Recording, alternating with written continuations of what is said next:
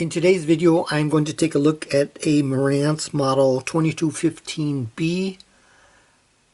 This unit came out in the early 70s, and I think it listed for somewhere around $250 around there, so it wasn't really that expensive.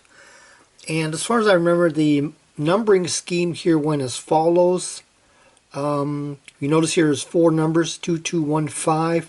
The first two meant that basically it had an amplifier and a tuner in it. So you had 2 different types of units. And of course, if you take that times 2, since you have 2 channels, that explains the other 2. And 15 meant basically continuous watts per channel into 8 ohms. And the B I think was just the version number.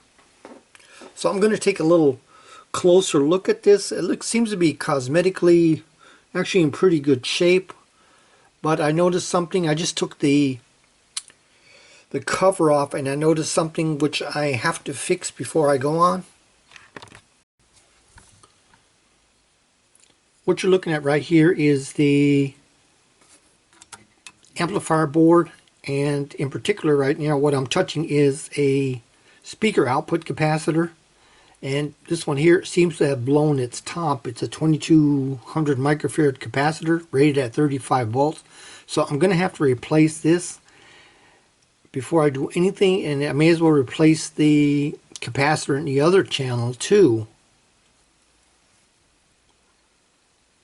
Now I printed out the schematic, and what you're looking at here is the schematic of the amplifier board. And right now what I'm pointing at is that blown capacitor basically, or it could be the one on the other side too, but it really doesn't matter here. We can see here, these are the output transistors. There's a NPN one and there's a PNP one. This is what they used to call a complementary symmetry amplifier. And basically that just goes up here to the, if we keep going to the right, it'll go to the speaker. Now these basically capacitors can become open, or they can become really leaky. So I'm going to go ahead, I don't think I have that in stock right now, so I'm going to have to pick those up. And if we measure right about here, basically we should be getting half of the input voltage. But we can't do this I can't do this at this moment in time, because I have to replace those capacitors first, and then I can go ahead and check that. Of course, if the capacitor, for example, if this was leaky, of course it could be leaking DC to the loudspeaker. Now I finally got the capacitor out, and if you're wondering how did I get it out, since this thing was glued in, I used this tool here. It has like a blade on it. I used a heat gun and I used a razor, and I went around the bottom and then slowly worked it loose.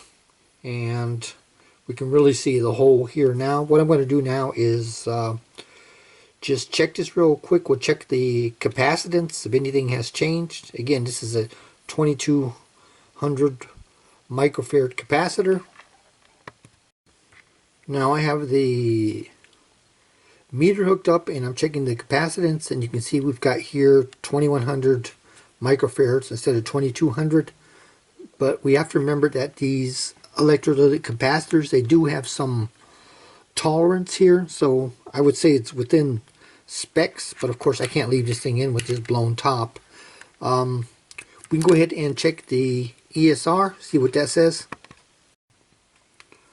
So I hooked up the ESR meter, and basically you can see what it's showing here, about 0 ohms, and there's a chart on the back. Anything over 1000 microfarads is supposed to be showing less than 0.1 ohms, so I guess that passes here. One thing though, sometimes these ESR meters can get confusing. Say if you have a shorted capacitor, it would also show you basically 0 ohms or close to 0 ohms, so you have to watch that. Now we're going to go ahead and hook up the leakage tester. I have an old Heath kit, see what that does. So I have the old Heathkit capacitor checker hooked up. I have to observe polarity to do a leakage test. So see, I've got the plus to the plus of the capacitor and the minus to the minus. This capacitor checker has a discharge function, which is very handy. But I see here that the capacitor checker, it does check for leakage, but it takes a jump here from 25 to 50 volts, and this capacitor is rated at 35 volts, so the maximum I can go up now is 25 volts. But still, it's better than nothing. Of course, I could rig something up to bring the voltage down, but it's too much of a hassle right now. So let me go ahead and put this in the leakage position. And if we look at the eye up here, which is open, I don't know if this can be seen. This is the open part. If the capacitor is leaking, the eye would close up and stay closed. So I'm up to 25 volts. And, well, it's not leaking. So basically the capacitor has passed the test, but of course it's blown its top, so I can't use it. This stuff looks like dried dog poop. Huh. But it doesn't smell like it, and I'm sure not going to taste it. I'm making progress with the capacitors. I took all the old ones out for one channel, and I have one more to go, and they've actually all checked out good. The only problematic one, as I had mentioned earlier, was the speaker capacitor. And what I'm going to do now is test all of the transistors. I think there's 6 per side. So it's a total of 12, but basically they're actually pretty easy to get to. And I have one more capacitor to do here, but in order to get to these transistors here, I'm going to go ahead and leave this capacitor out for now. Check the transistors quick, which I would have to do anyways. I would highly recommend doing that. Checking the transistors. And this here seems to be a bulb. Checking that too. And once I'm done with that, if I have no bad transistors, I'm going to go ahead and put this very last capacitor in for this channel. Now I checked all the transistors and I saved the output transistors for last, and of course they are bad, as can be seen by the red LED. Let me put the last test lead on.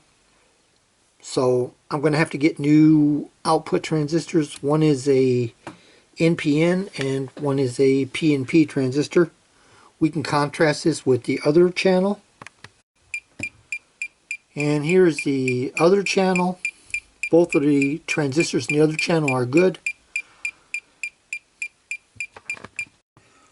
So I'm going to remove these 2 Phillips screws right here. That way I think I can remove a metal plate in order to get to the output transistors. Now I got that little plate out, and I'm just going to go ahead and put the screws back in here so I don't lose anything. So now I pulled both of the transistors, and I just checked out the PNP transistor, which shows good, and I'm checking out the NPN transistor, which also shows good. Here we can see, like for example, the forward voltage drop, which is about 0.6 volts, and here checking the leakage, which is about non-existent. So the only thing I can figure is maybe the pins were oxidized or something, or I didn't have the tester leads on here correctly. I had desoldered, or rather I had removed the solder from the pins from the solder side of the board so I could put the testers on correctly. At any rate, for whatever reasons, they're showing good now, so I'm going to put them back in. But it was good practice to take them out and check them. And also, I noticed there's a little insulating piece in the back that barely has any heat paste on it whatsoever. So I'm going to go ahead and do that. I'm going to clean it up with isopropyl alcohol, clean up the transistors here, and then put everything back together. What you're looking at here now is the insulator for the power transistors. It seems like most of the heat paste is gone, or rather there wasn't very much on there. So I'm going to clean this up with isopropyl alcohol and put a more generous dose of heat paste on there on both sides. The power transistors, they didn't really have any heat paste on them either. So I'm going to go ahead and do that. And of course, when you do this, you have to be careful. These can break easily. And then I'm going to go ahead and do it for the other channel. Now, removing the plate also exposed these two transistors here. They also have heat compound on them. Seems to be a little bit more and a little bit better, but I'm going to go ahead and remove this anyways and put fresh heat compound on there. And while I'm at it, I can go ahead and test these transistors too. If you see something like this, if you see any kind of transistors also hooked up to the heat sink, you know they're there for thermal stability. We can also use this time to check the emitter resistors of the power transistors. Each power transistor has one large emitter resistor. They're really low resistance, like 0.47 ohms, I think, and we can just use the ohm meter to check these. A lot of times these do go bad. For example, if the power transistors blow, they do have like a safety function, so we can check these right quick too. And once I get the transistor soldered back in, I've got one side in now, and what I do is I take a toothpick, go in between the pins, make sure I don't make any solder bridges. I don't want anything shorting out. And I use an old toothpaste and here my isopropyl alcohol, and I'll go over the board again, and I'll use cotton swabs too. So that way the board is nice and clean again. I try to remove as much residue as possible. And especially if you get older, I use this technique because you really can't see that well anymore up close. So your soldering skills aren't as good as they used to be by a long shot. And this helps somewhat.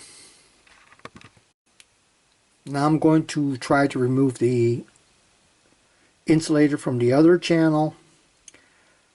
I actually don't like this. I like it when each transistor has its own insulator. They can also be more easily bought this way. Say, for example, these are, as far as the housing is concerned of these transistors, these are TO220 housings, and they sell ready-made insulators instead of this setup here where they use one insulator for two transistors. I suppose if you did break this, you could just use the normal insulators and use those instead of this. I mean, it would still hold. I don't see what the problem would be. And then I'll try to take this off very carefully, and then very carefully try to clean it off and clean everything off. Now I'm almost done cleaning the other insulator. Again, I have to stress this, I don't know how many times, these things are real thin and real brittle. You got to be real careful what you're doing. The only good thing is this didn't have very much on it, and I'm almost done here. So I can go ahead and, I think I can go ahead and reuse this. There's no cracks or anything. Now I'm putting thermal compound on the other mica insulator, and for this I just use a little brush. That way you can put it on not too thick and not too thin. You could also use something else if you had like a little plastic spatula, you know, like if you do like body work, they make some really small ones. You could probably use that, or I've even used a toothpick before. It really doesn't matter that much as long as you get it on there not too thick, and again not too thin. You have to use your own judgment, but I wouldn't spend like too much of my life and energy thinking about this. Also, if you can, I could have replaced this. This is actually the size of two TO220 mica insulators. I could have used those instead if this would have been ripped. There is one other thing I want to point out. They do make insulators which use no thermal compound or like thermal pads. Now, I wouldn't go with those. I would go with the original mica insulators, or rather, not original. If you do put new ones on, use mica insulators instead of these other things. I'm not too sure about those things. I don't think they would keep transistor, for example, as cool as using a mica insulator.